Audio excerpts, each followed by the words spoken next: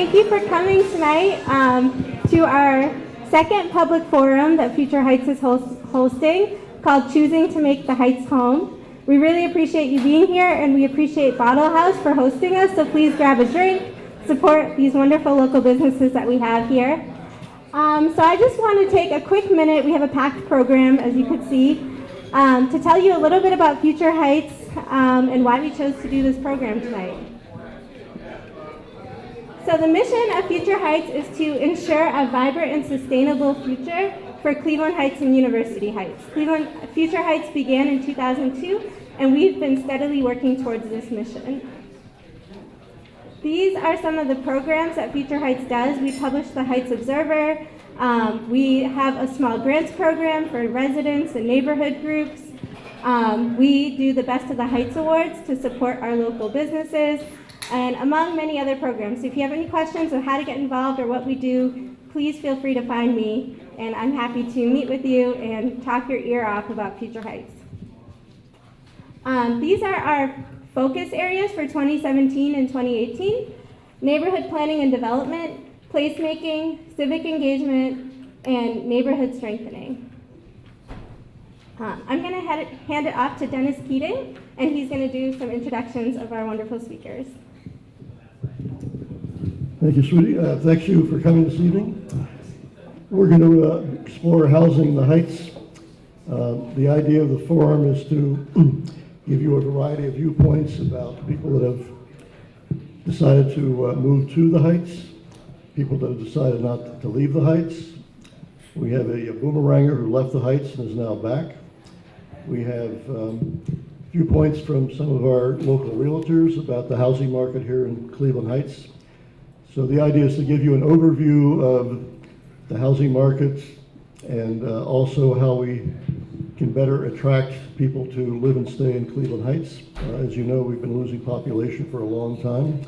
On the other hand, we have many attractive neighborhoods, a large variety of housing, and we're hoping that Future Heights can play a role as a community development corporation in both promoting and improving housing, including new housing that could be built in some of the empty lots around town. I'm the traffic cop for this evening. Sruti's the timekeeper. She's going to be a tough timekeeper because we've got a lot of people here who are going to speak, although for a fairly short time. And at the end of their presentations, we'll have some time for your comments and questions. We're going to lead off with my longtime colleague, Tom Byer. Dr. Byer, for over 4 decades, has tracked housing trends in the Northeast Ohio region. He, like me, is a Cleveland Heights resident and is very aware of developments both in Cleveland Heights and then how Cleveland Heights figures into the larger regional housing picture. And if you want more details after his talk, he has a book to sell you. He recently published detailed accounts of his views over this long time period. So without further ado, we're going to start with Dr. Tom Byer.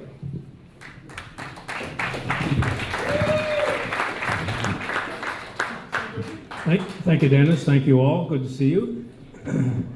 Good view of Lee Road. Well, I suppose some of you do know I've devoted my life to studying housing. Could there be a more boring subject? There probably is, but I've had a great fun doing it. There's a lot to be learned from it. There's always good news, there's always not so good news. So that's my pitch, good news, not so good news. This morning's Cleveland.com, there's a piece in there about the fact that this is a national report that the price of housing in the greater Cleveland area, Northeast Ohio region, overall has gotten back to where it was 14 years ago. So on average, we're back to that. Now, there's a lot of variation, of course. That's the Northeast Ohio as a whole. But you know, you got to face the reality is that the economy here is it's booming down around the clinic and University Circle. You know, but when you look at the region as a whole, there's no job growth. There's no growth in population. It's just very flat. And therefore, the overall demand for housing is very modest. Except when you go out and go out to Solon, or you go into Hudson, or you go into Bainbridge, or you go to Avon and Medina. I mean, that's where the growth is. So the sad news is Northeast Ohio and Cuyahoga County in particular are following the great American model having to do with housing and communities, and that is you build new and you abandon the old. And that's what we're up against. All the economic forces, all the policies are aligned to support the growth of those communities out there and to ignore the struggles of places once they become old. And Cleveland Heights, we've gotten old. Once you start getting housing that's 100 years old, you know what happens. And that's tough. And so we're up against it. At the same time, we've got this fabulous location. There goes a cop car. It's a fabulous location right next to University Circle. And therefore, you know, I celebrate every morning when I go down Cedar Hill. I just put it in neutral almost and coast down the hill, and I can hit all the lights pretty accurately and just roll down Carnegie, and I'm there at my Cleveland State office in 14 minutes. You know, I don't have to contend with I-480 or whatever, 77. So it is glorious. And there are people like me and most of us who I'm sure in this room who really don't mind dealing with an old house and plumbing that needs repair and on and on and on. The problem is there aren't enough of us. There just aren't enough of us. Now, there is in Cleveland Heights for those, you know, at the higher end of the price points, doing well. The problem is that Cleveland Heights, we have, what is it? It's something like 12,000 homes, and probably half of them are in trouble, I'm guessing. The lower end of the city. It's just housing that is no longer attractive for those who have the resources to modernize them. You know, they'd rather go somewhere else. And so our problem really is obviously not Fairmont Boulevard. You know, it's the housing that's selling for less than $100,000, and there's an awful lot of it. You know, you think, well, you can buy a home in Cleveland Heights for $30,000. Well, whoever's doing that, they don't have the resources to really modernize the kitchen or bath or anything, and that's where we're stuck. I don't have an answer. I do, frankly, though, turn to county officials, and I've been on their backs for some time. This is a county problem. This is not a Cleveland Heights problem. All of the inner suburbs, in one way or another, because they've gotten old. Again, you know, it's the American model. You build new and forget about the old, you abandon it. So all the inner suburbs have gotten old. And we are amongst the oldest. Shaker Heights is old. Lakewood is really older. That's East Cleveland is the oldest, but then Lakewood. So it's a county problem. The tax base of the county is being eroded by the fact that the county really is ignoring how important the inner suburbs are to the future of this county. And I think that's one of the drums that has to be beaten, that we've got to get all of the mayors of the county and all of the county officials themselves engaged in one gigantic effort to strengthen the inner suburbs. And it can be done, but they're just not to that point of recognizing the extent of seriousness or willingness to do anything about it. The other concern I have, and I have to, you know, I'll be straight with you, you know, I've been in town here 44 years, and I have yet to see a city hall perform as I think it should in dealing with real estate. You know, city halls for my 44 years have allowed too much real estate to deteriorate. And it's a function of inspection, it's a function of enforcement. And, you know, I believe, I've said to a number of people over the years that, you know, Cleveland Heights, we have a culture of tolerance, which is wonderful. You know, it's our culture, and we accept differences. But when it comes to preserving communities, you can't be tolerant. It simply can't be. You cannot allow homes to deteriorate. You cannot allow property owners to be shoddy about it. And it's happened. You know, it has happened for too long. And I'm very hopeful and optimistic that as our elected officials get settled in and oriented, they will recognize that they have to come to grips with inspection and enforcement in this town. So there's that, there's the county officials. I think regionally, we're not going to see any kind of regional government in most of our lifetimes anyway, but eventually it'll happen, but not soon. And if we had that, I think we would begin seeing much more attention to older properties all over the region. And more and more of the region is getting old, and there are not public policies oriented to support the renewal and redevelopment on a regional basis. So I'll leave you with that. I'll be hanging around, so if you have any other comments or questions, I'd rather hear them. I'm delighted to hear them. Thank you.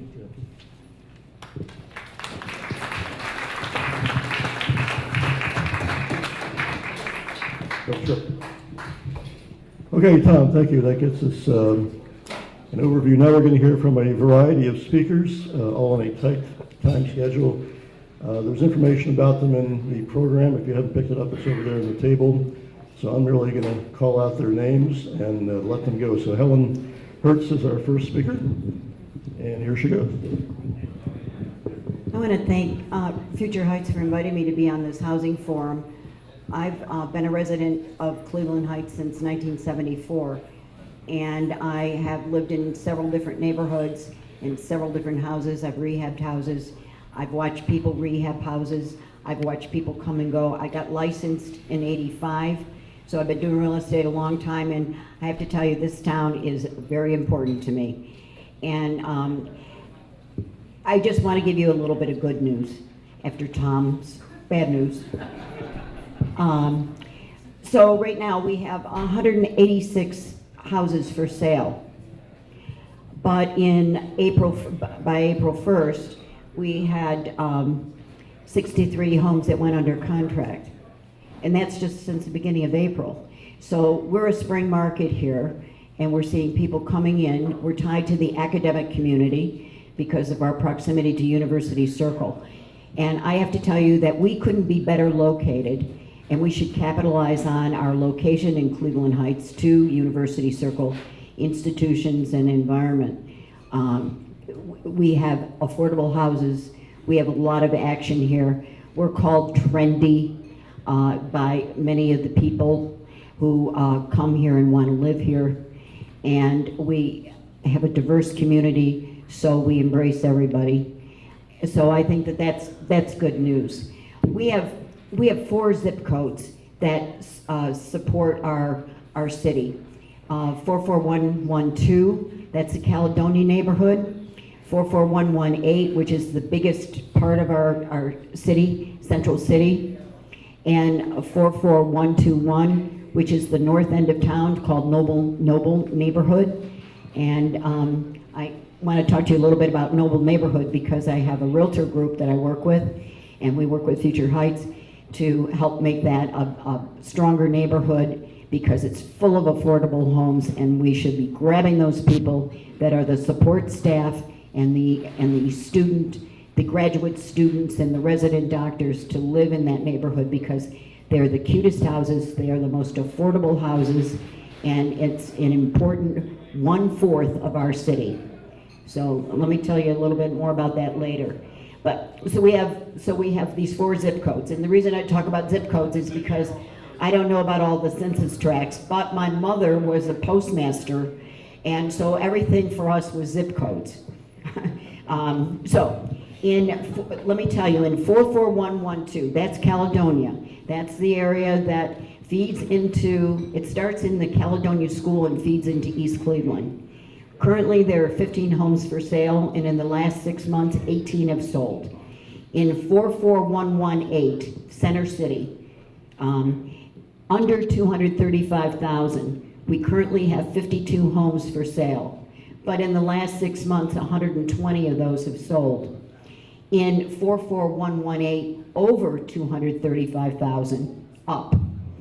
In that zip code, we have 30 homes for sale, and 23 have sold in the last 6 months. In 44121, this is our most affordable neighborhood. We have 53 homes currently for sale, and 68 of those have sold in the last 6 months. And we're hoping on May 20th, when Noble Neighbors does their big weekend festivities of We Are Noble, that we're going to have an open house extravaganza so you can see all those houses that are available at that point in time and come and see how diverse they are. We have no cookie cutter neighborhoods here.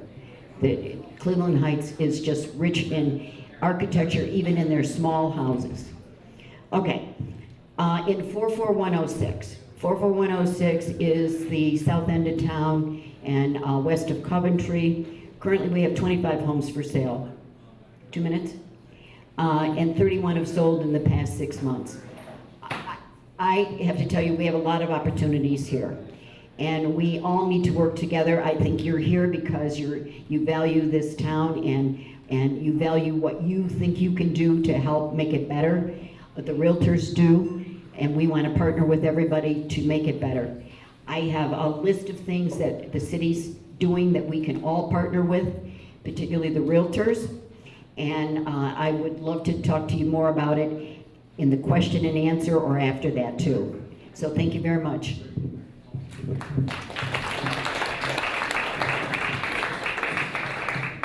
Thank you, Helen, and now another Cleveland State former colleague of mine, Joyce Wang. Thank you, Dr. Keating. So, as you mentioned, I did go to Cleveland State University and studied urban planning, and I find housing, community development, and urban planning very exciting. So that should tell you a little bit about me, me and my husband and our values. I'm also an older millennial, and so that may also clue you into maybe some of our values, struggling with our non-committal tendencies. But we live in the Cedar Lee neighborhood. Anybody here from Cedar Lee area? Woo. And we live right on Corydon Road. And I just want to share a little bit about what brought us to Cleveland Heights, our search for our house, and then also why we call it home. So I'm originally not from here. I grew up in upstate New York, went to school at the University of Michigan, and came here right after college to Cleveland to work in the University Circle area. And I lived in Sugar Square. My husband and I lived in Ohio City. And when it came down to finding a place, we decided we want to stay in this area. We want to invest in Cleveland. We really searched hard on the west side of Cleveland, and houses there were just kind of snatched up very quickly, either too expensive or very, very poor housing stock that needed a lot of work. So after about a year of searching, we ended up looking in Cleveland Heights. And all the things that you were saying about it being affordable, we're like, yes, this is great. And even better yet, the house that we ended up finding was actually bought out of foreclosure by a developer and completely remade, redeveloped, rehabbed. Not a flip, but a rehab. And just done really, really well with nice finishes. They had taken out a wall to expand the kitchen, added a few extra bathrooms, that sort of thing. And so it really kind of fit sort of our lifestyle and what we were looking for. And we really felt like that was within our price range. And so many props to that developer for taking a house and saving it. And I think as an urban planner who has worked in housing in the past, the land bank, I'm like, yes, this is perfect. Being able to save these beautiful old homes and bring new life to it is just a huge thing. But it's not just the house that really drew us. It's really about the community and the neighborhood that makes a place feel like home. And I could run through the list of all the things that brought us here, like the culture and the arts. We really love that. We love being close to University Circle. I think just an extra word about diversity. I think one really amazing thing about Cedar Lee is that about 30%, maybe higher, of the retail shops on Cedar Lee are minority owned. And we really felt like that reflected the community and reflected the values of the community and allowed everyone in Cleveland Heights to have a space to hang out, go to eat. So you have Marota's on the one hand with its awesome, higher end Italian food, and then you have Boiling Seafood Crawfish, which is my favorite place where you literally are eating with your hands and you wear a bib. So, that I think to me really reflects the power of Cleveland Heights. And I would just say, just to end, we're really excited about our house. It's turning 100 this year. And so we're gonna throw it a centennial birthday party because it made it, it made it through 100 years, and that's something to celebrate. And I think for young people who are looking for urban walkable neighborhoods that have a lot of charm, I think that's a selling point to say, hey, look, you can be a part of this awesome community and be a part of saving these awesome houses and raising your family here. So that's why we decided to move to Cleveland Heights.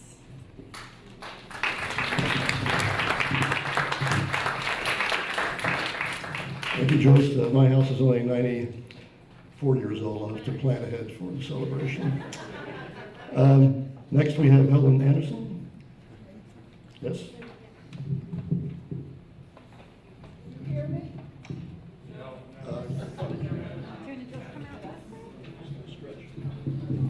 Stand here.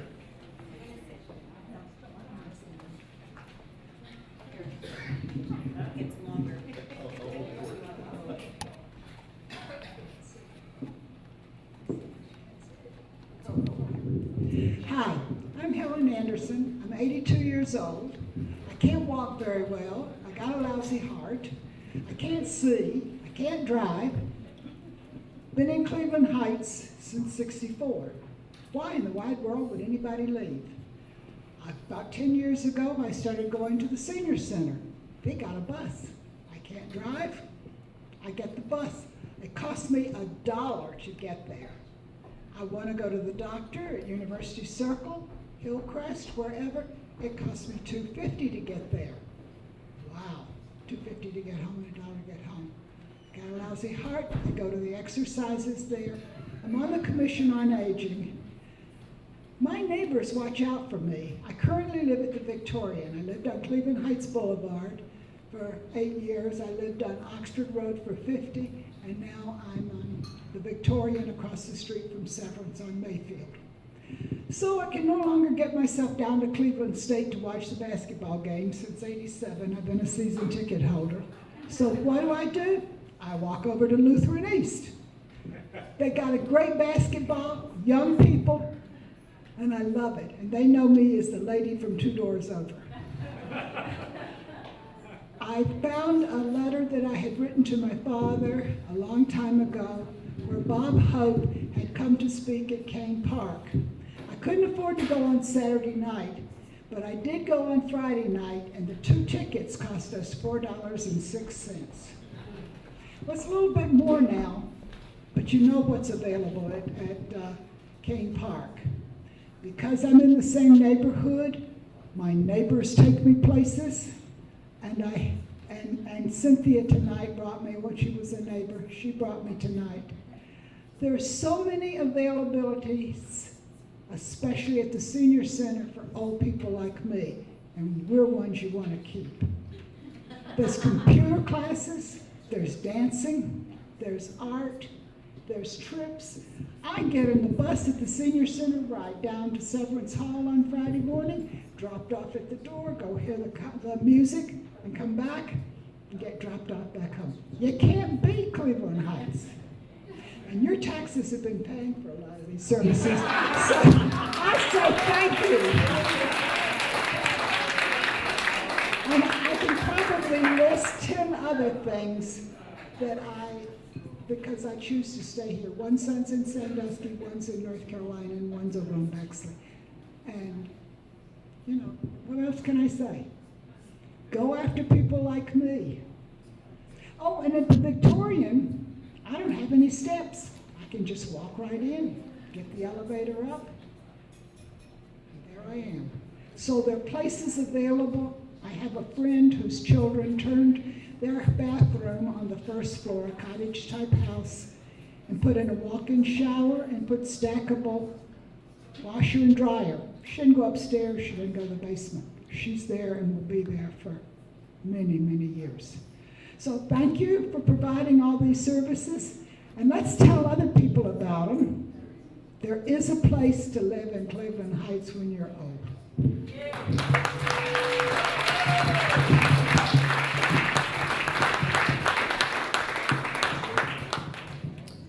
Thank you. And as an old person using the recreation center for pickleball, I can thank the tax-paying citizens of Cleveland Heights for providing that facility too. So now we're going to go to our boomeranger, Andre Witt. Hey everyone.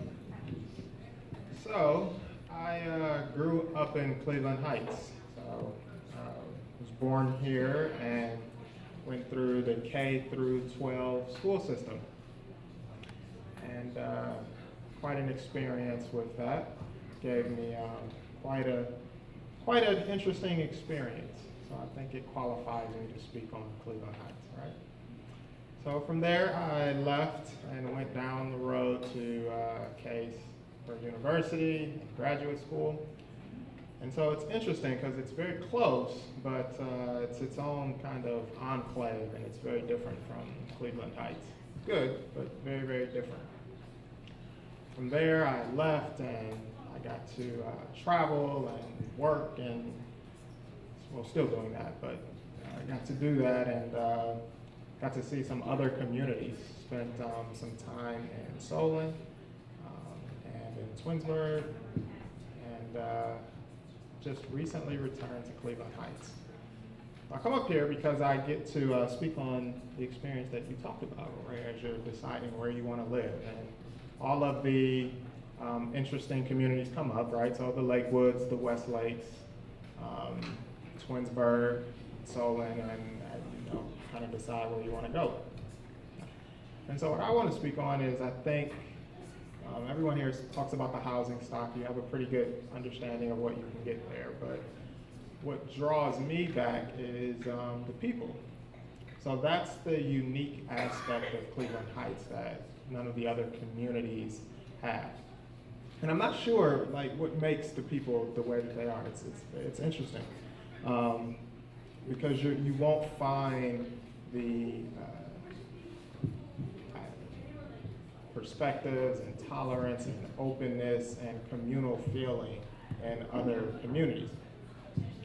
It's funny as you grow and you get to kind of, you know, go through that experience, get educated, get money, right? It's a good thing.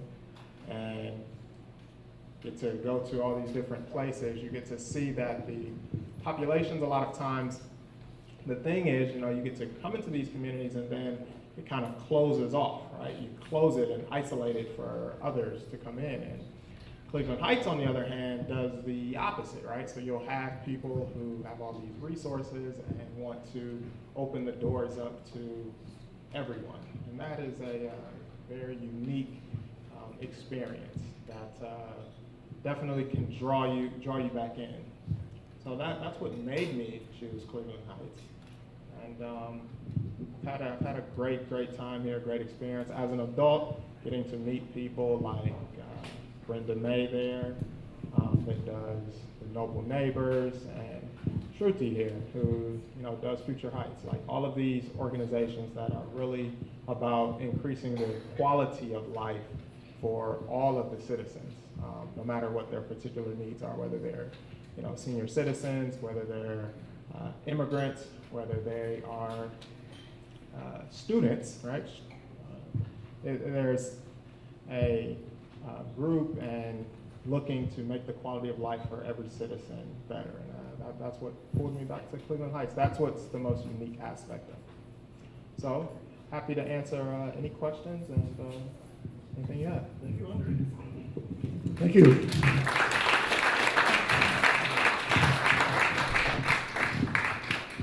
And next, Danielle Ben. Hello, my name's Danielle. I moved here 3.5, almost this fall will be 4 years. I moved from my beloved state. I was born and raised in Michigan.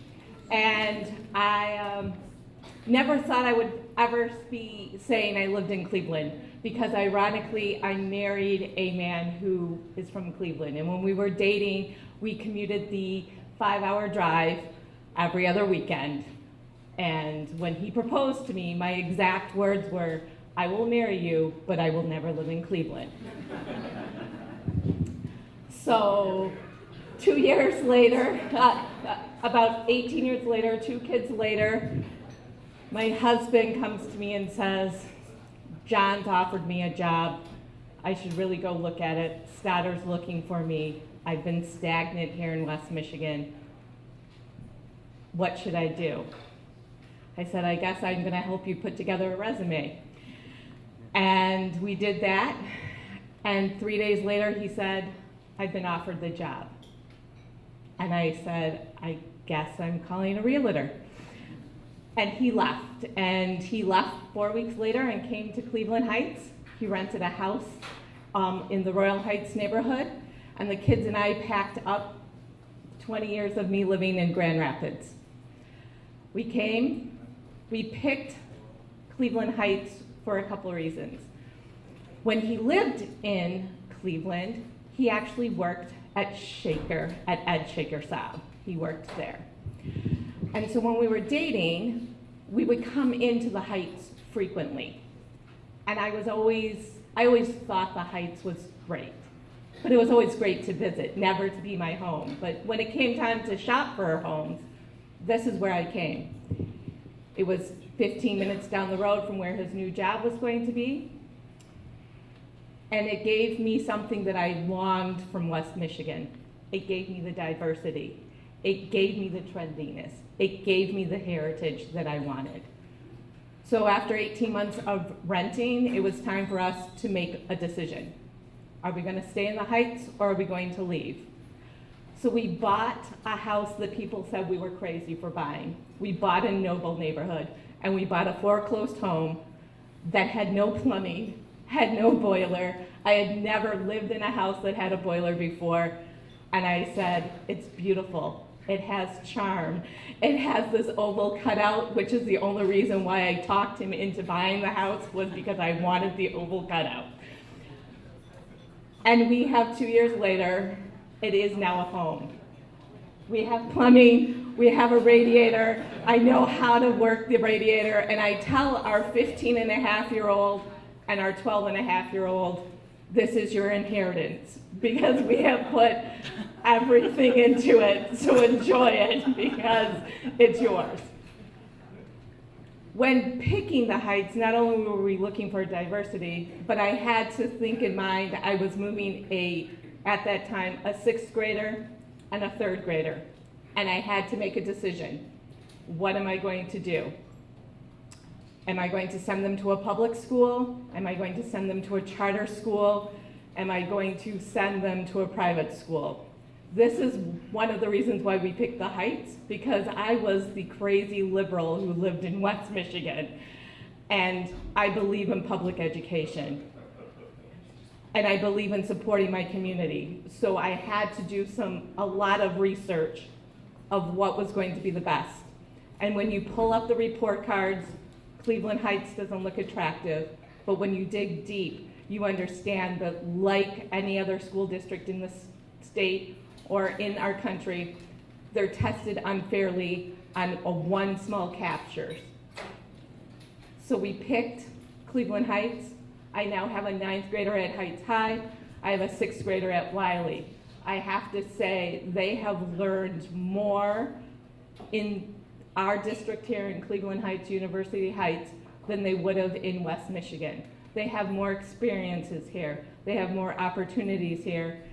And I see them staying here. I don't see them leaving. They too have embraced the Heights.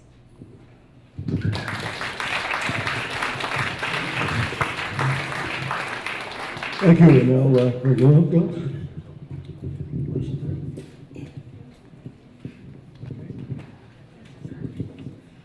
I'm Greg Willingans. I'm 72. I moved here a year ago with my wife, and my daughter and fiance also moved here at the same time. And just to clarify, I'm in Helen's camp, not in Tom's camp. And I'm sure everything he said is true. I'm just not sure I care.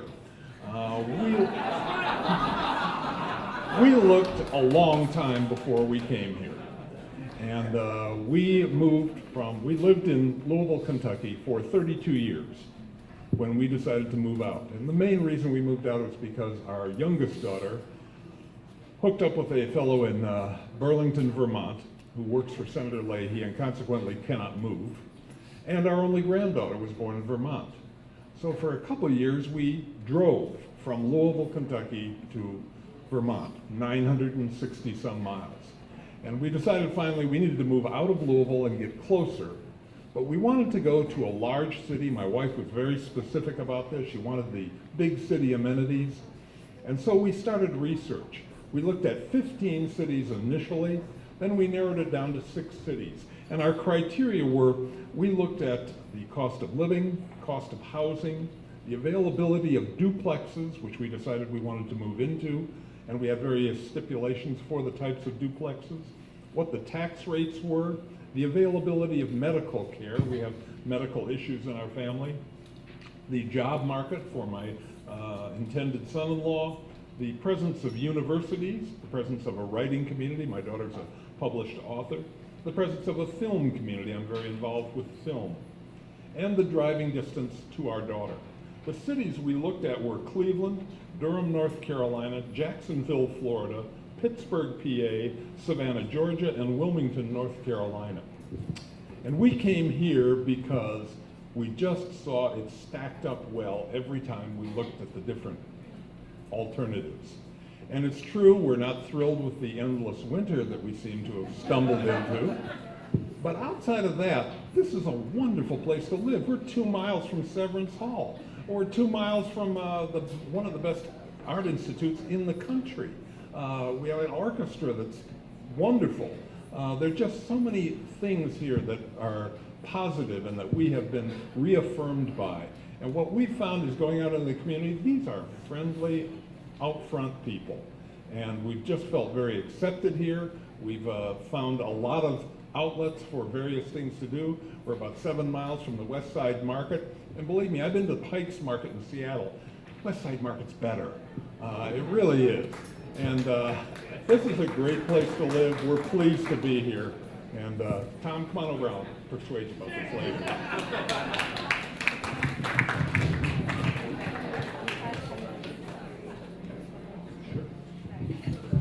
She wants to know about our duplex and how we live intergenerationally. My daughter and her fiance were living 2 miles from us in Louisville. And we decided that what we wanted to do, my wife and I, was be able to spend half of our time in Cleveland and half of our time in Vermont with our granddaughter. So we looked around for a duplex, and we had some very specific specifications for it. We wanted a side-by-side duplex with at least 3,000 square feet total. We wanted 3 bedrooms for each of the sides. And what we wound up doing was buying a 1920 duplex, which was in rough shape. And we have been rehabbing it for the last year. My wife was here all summer while they were tearing out pretty much all of the kitchens and the bathrooms. At various times they had the electricity shut down, they had the water shut down for a week once. They redid the boiler, the steam boiler system. We redid the electrical panels, we did the floors, we did 62 new windows. We rebuilt the place and spent more money than we spent buying the place. But we probably priced ourselves out of the neighborhood, but the truth is we're going to live there for a long time to come. And we think it's a really good investment. Living with our daughter right next door, well, you know, that works in some ways and there are other ways. But you make compromises and you learn about how to do that. And it's been a good experience for us overall. And now my wife and I can take off to Vermont whenever we need to get away, which happens on occasion. But mostly it gives us the chance to be close to family and still have our houses taken care of in both places.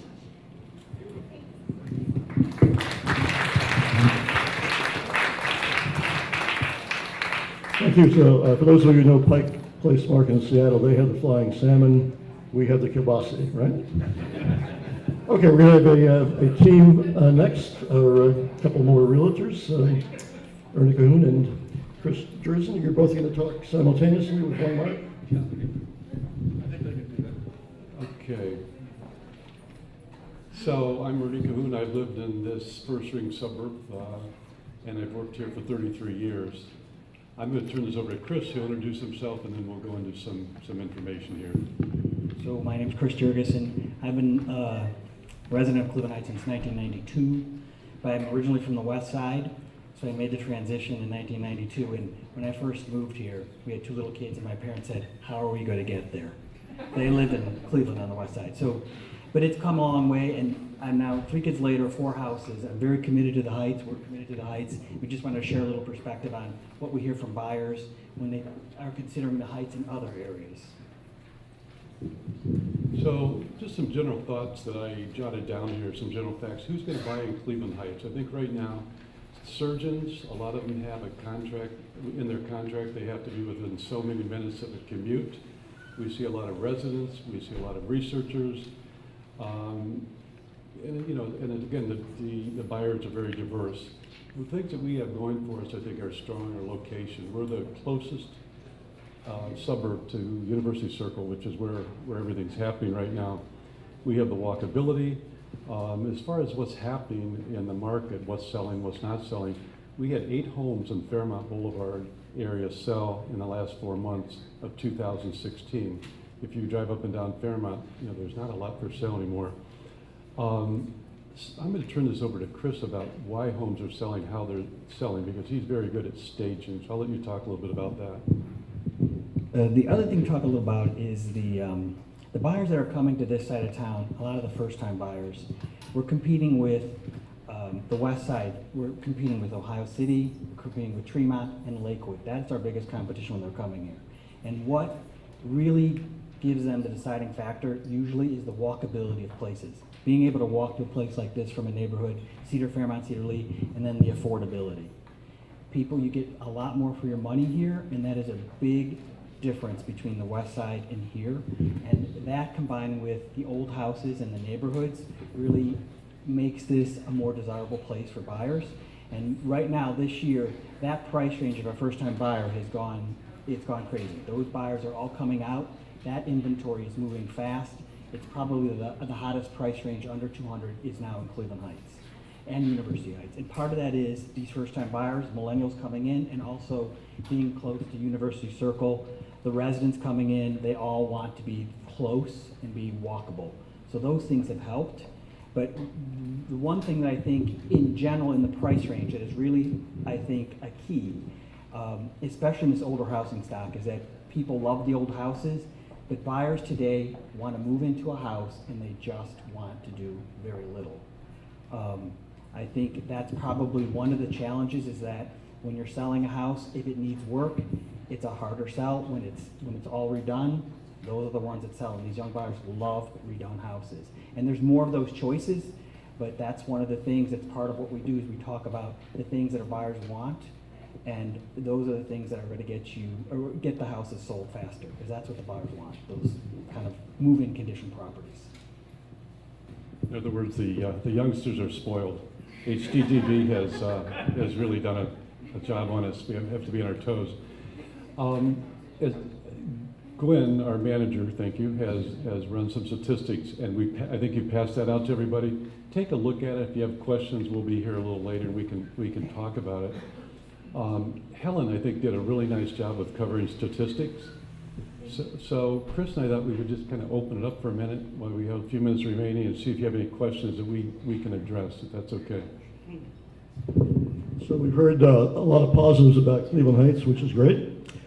Could you tell us whatever word you want to use, the obstacles or the issues that you have to overcome about people who might be interested in Cleveland Heights but have some reservations, and how you deal with it? I didn't understand. Okay, so the question is, how do we deal with reservations? Well, there's a few reservations in any community. So I think first we focus on what we have to offer that's above and beyond, so we set ourselves apart. Do taxes come up? Yes. And I think as realtors, we're equipped to handle that. I think that's our job, and I think we do it well. The taxes are the taxes. I've been in that Cleveland Heights office for 33 years, and they've always been high. But what we have to focus on is location, the cultural connection to University Circle. Chris, I'll let you add. I think somebody else touched on the neighborhoods and the people. That is a big part of what we sell, is the neighborhoods. And even if you go to Shaker versus here, it's a different feel. This is they have these walkable neighborhoods, and then the people are different. So I think that gives us a little bit edge up when people are looking and comparing when they want an old house a vintage house, they're looking for that kind of neighborhood. You know, the taxes can be a little bit of an obstacle, but there's so many other things. There's so many city services and things that kind of overcome that. And then the value of the housing stock. If you look at this versus some of the other areas, you get a lot more for your money in Cleveland Heights, University Heights, and Shaker than you do on the west side. That brings people here. Should we do the last speaker then? Yeah, and then we'll do questions. Steve, come on up. Our last speaker from the city of Cleveland Heights, Steve Phillips. That's Polish, it's Halowicki. He's our finisher. Thank you. I moved here in 2013. My background, I have a graduate degree in urban planning, a certificate in historic preservation. And I was one of these people who thought when I was going to get out of planning school, and a Michigan native as well, so I was actually the last person I thought would ever end up in Cleveland. I thought I was going to go to Chicago and build great big buildings and yada, yada, yada, and we were really in the midst of a recession, and that didn't happen. I ended up in Quincy, Illinois, if you know where that is. It's the Corn Belt. I used to actually brag to my boss. I used to say, you know, I'm writing a screenplay about this urban planner who's doing all these great things and just by leaps and bounds, and I'm going to call it Fast Lane in the Corn Belt, and she just got such a kick out of that. But after 2 years, I got in some foundation urban planning and found myself out of a job for the next year. I put in about 150 different resumes, maybe more than that. I went on a dozen interviews. I went to Escanaba, I went to Marquette, I went to Chicago, I went to Rock Island.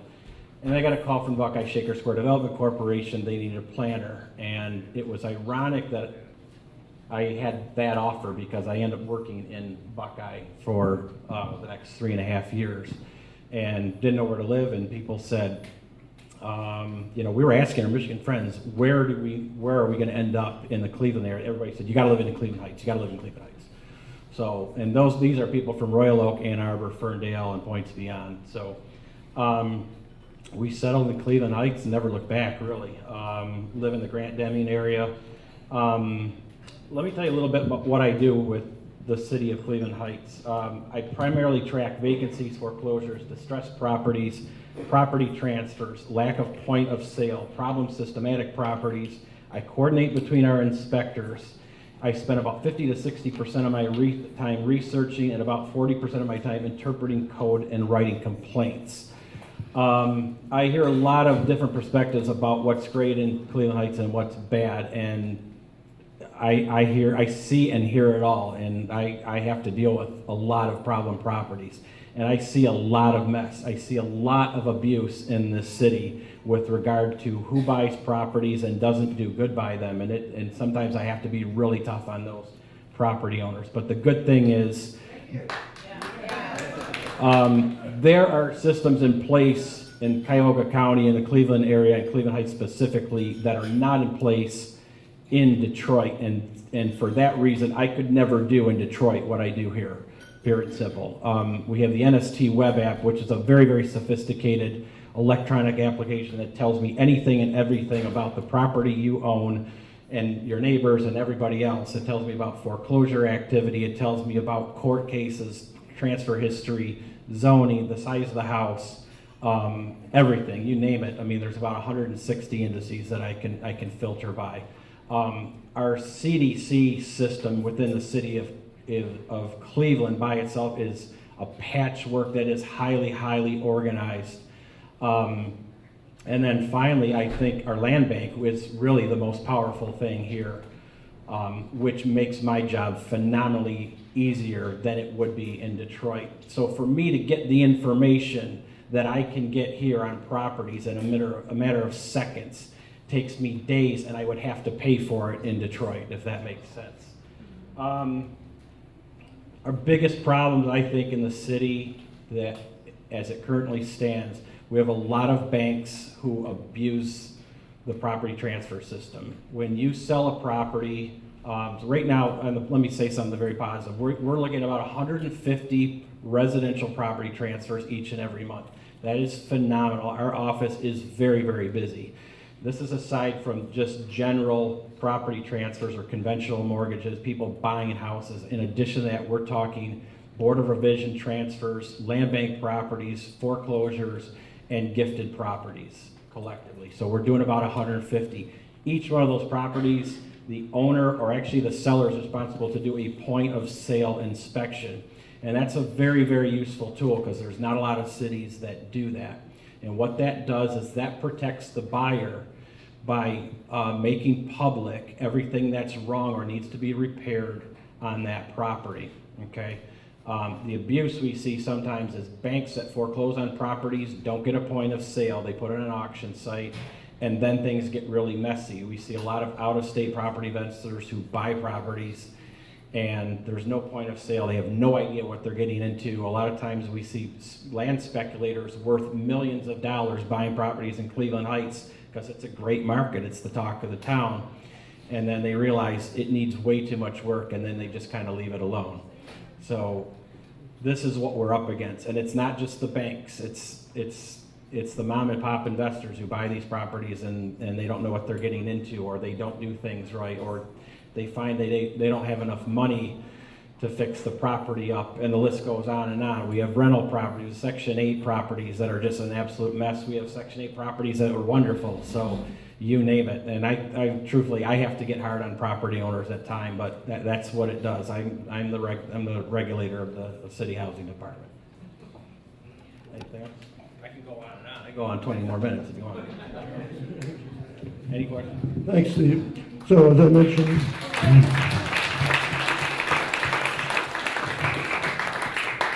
Future Heights has been and will be involved in with a partnership with the city and Steve and others addressing housing issues.